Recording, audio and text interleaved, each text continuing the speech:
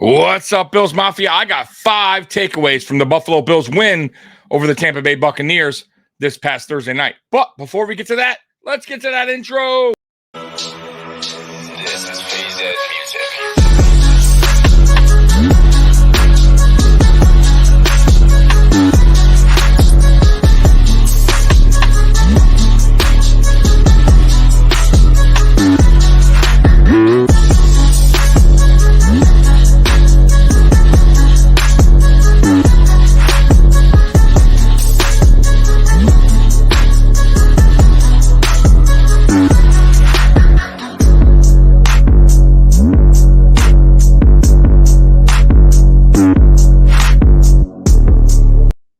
Welcome to the Mafia Sports Report. I am Tommy. Please like, subscribe, hit that notification bell because I always forget to tell you.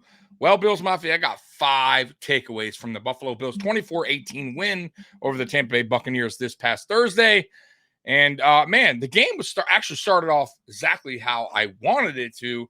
It didn't quite end the way I wanted it to, but we did get the dub, and that's really all that matters. So, let's get to this. Once again, shout out to Bills Wire for creating this article. All right. First up, Josh has wheels again. Bills quarterback Josh Allen was impressive passing the ball without a doubt. He surpassed a 300-yard plateau, 324. But Allen was impressive with his legs too. The quarterback had 6 carries for 41 yards, one of which went for a touchdown. Doing that really made the Buccaneers respect his ability to move. That opened up things up all over the field. Yeah, and you know what's funny? Pre-game, my prediction for Josh Allen was 330 passing yards, 4 total touchdowns, 3 passing, 1 rushing. Man, I was damn close. But we laid off the gas pedal there, and it almost cost us the game. But yeah, listen, Josh Allen getting out of the pocket once again, moving, running. I love seeing that. It seemed like they finally let Josh Allen cook, took the handcuffs off Josh Allen for this game. And you see the emotion from Josh Allen when he's playing like that. He's just having more fun out there. The team is rallying around him as well. And it's good to see, and I hope they keep that up. I'm not saying have Allen run all the time, but definitely have him run a few times a game, and get this offense going, and have defenses have to respect his ability to take off and run, which will open up the pass, which you saw with the Dalton Kincaid touchdown, where the defense was pursuing Allen. And we're hesitant to either go towards Allen or stick with the receiver. And you saw the end results was Dalton Kincaid touchdown. So hopefully they keep that going moving forward. All right, next up, Kincaid continues. Look at Dalton Kincaid. First touchdown of the season. By the way, I also predicted a touchdown from Dalton Kincaid at home, and I was right. After first round, Dalton Kincaid had 8 catches, 75-yard outing last week for a career best day. He was back at it again. Kincaid had 5 catches for 65 yards. That best moment was his first career touchdown. Kincaid is turning a corner.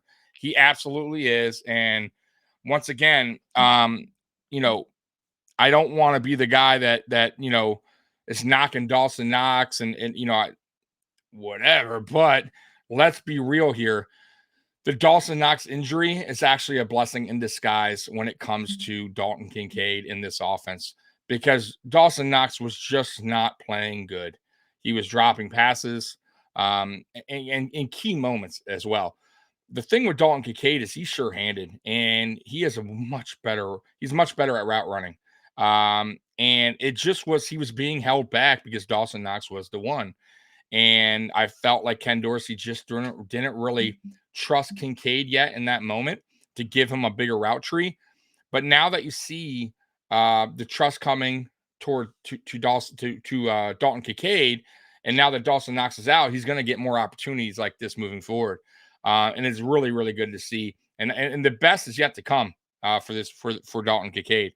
Once he gets into a groove with this offense, once Josh Allen really starts to trust him more and more, he's going to be a problem for defenses. I'm telling you right now. But I enjoyed the 11 personnel back again. You saw what Khalil Shakir did out there. So it's going to be very interesting to see what they do when Dawson Knox returns from injury. Very curious what they do, because who knows where this offense is by the time Dawson Knox returns and how they'll implement Dawson Knox into the offense again, especially if Dalton Kincaid is cooking. It's interesting. Nobody's talking about it, but we will be when Dawson Knox returns. Gabe's bounce back. All right. Like Kincaid, Gabe Davis had a nice game against the Buccaneers. Unlike Kincaid, Davis did not have a positive outing a week ago. Only one catch for 6 yards. Much better on Thursday. Davis had 9 catches for 87 yards and a touchdown. He was the go-to man over Stephon Diggs. If the Bills' offense is going to be elite again, they need Davis and Kincaid to build some momentum. Absolutely. But here's the problem. You're going to get Gabe Davis. You're going to have games like this where Gabe Davis shines. But then you're going to have games or multiple games where Gabe Davis is a no-show. And that is the problem when it comes to Gabe Davis. He's too inconsistent. And we just can't rely on that. You cannot have a guy that's inconsistent, especially when you need a solid number 2, because you see what happens. Good defenses or good DCs will take away the primary number 1. That's what they did last week. Bill Belichick, and Gabe Davis was nowhere to be found. So it's going to be interesting to see what Brandon Beane does by the trade deadline. I really, truly believe that we need more help on the offense, and that starts with the wide receiver position. I hope that Brandon Beane has a plan to get somebody in here to help out this offense, because I just feel like Gabe Davis is just too inconsistent, and it's going to cost us some games like it did last week. All right, moving forward. Let's do it. Field position battle. Man, Sam Martin had a game. The Bills defense did a great job. The Bucs' top playmakers, Mike Evans and Chris Godwin, were very quiet throughout the game, despite both scoring touchdowns. What really helped? Field position. Tampa's offense struggled in a huge way because of the terrible field position they started with. 4 times the Bucs were stuck inside their own 10-yard line. They could not handle that pressure. Shout out the punter, Sam Martin, who really should have 5 coffin corners in this one, but the coverage unit just missed the final one. Man, that one was so close, guys. It was just a little bit too high for I got it to hit that ball out of the end zone, because it would have been at the 1 or 2 yard line on that final drive. But man, shout out to Sam Martin. Hell of a job today, or I'm sorry, yesterday, and really helped the defense out a lot. So we need more of that, and hopefully he continues to punt like that. All right, next up. Well-earned time off. The Bills made it interesting, and the refs helped with some penalties on 4th downs late that went against the Buffalo's defense. But a win is a win, and hugely important. Going down to 500 will be a time to sound the alarms in Buffalo. Now the Bills could take an extended break with a long weekend. That's a couple extra days could be huge for injuries. Allen's shoulder can heal. Ed Oliver can rest up his toe, among others. Kick back and relax for a few days, Bills. Yeah, man. And that goes towards other players like Ed Oliver, Leonard Floyd with his ankle. So, Gregory Rousseau with his foot. So there's definitely other guys that need this little mini bye week they're having. And it also gives Brandon Beane some time to make some moves. It really does. And, this mini bye week couldn't come at a better time for players to heal up, for Brandon Beane to actually do his job and get on the phone and get some deals done, man, because we cannot go on the rest of the way. We got some tough teams that are coming up that if we play like this, even though we won, we're not going to win. We're not going to beat those better teams playing the way we're playing. And that's because we need help at certain positions that guys just aren't stepping up to the plate. And it starts with cornerback. It starts with wide receiver. Obviously, wide receiver 2 is a problem. Cornerback is a problem. Though I will say Christian Benford had a really good game Thursday night, and that was good to see. But Dane Jackson is just not the guy. Good depth guy, but we need better. Kyer Elam clearly is not the guy because he's being benched, and I could definitely see him being traded. Crazy that Josh Norman got the dress over Kyer Elam Thursday night, and that tells you everything you need to know about Kyer Elam and this Buffalo Bills team. It's just not going good, and I definitely could see him being shipped off. If not this year or this season, definitely in the offseason, because it just doesn't make sense to keep him around any longer if you're not going to use him, and give the kid a chance to go shine somewhere else. But we need help in the corner position. We need help at linebacker. Listen, McDermott's going to go with Dotson, and he's not good. He's not good no matter what you guys think. He's out of place a lot. He misses tackles.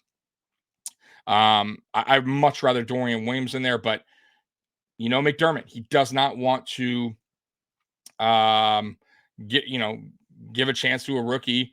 I don't understand why. But here it is. It is what it is. So as of right now, we need help on both sides of the ball. But if I was Bean, I would definitely go out and get some more help on the offense that starts with wide receiver, because we need to start scoring more points to help this defense out, because I have a feeling this defense is going to give up some points moving forward to the better teams. I know they are. The Chiefs, the Eagles, the Bengals, the Cowboys. We've got some tough opponents coming up, and we need the offense to really start scoring some points to help this defense out and keep the defense off the field and rested in these games. So, guys, did I miss anything? If I did, comment below. By the way, tonight we are going live at 8:30. Friday Night Lights is your best. Listen, it is the best podcast on Friday night. It's our best podcast. Y'all know it. The numbers don't lie. So y'all don't want to miss that. Come on and watch us 8:30. Friday Night Lights. Also Saturday at 1:00 is Fantasy Kingdom with Mikey and Howie. They do all the fantasy football stuff. And at 2:00 is Fight City Podcast.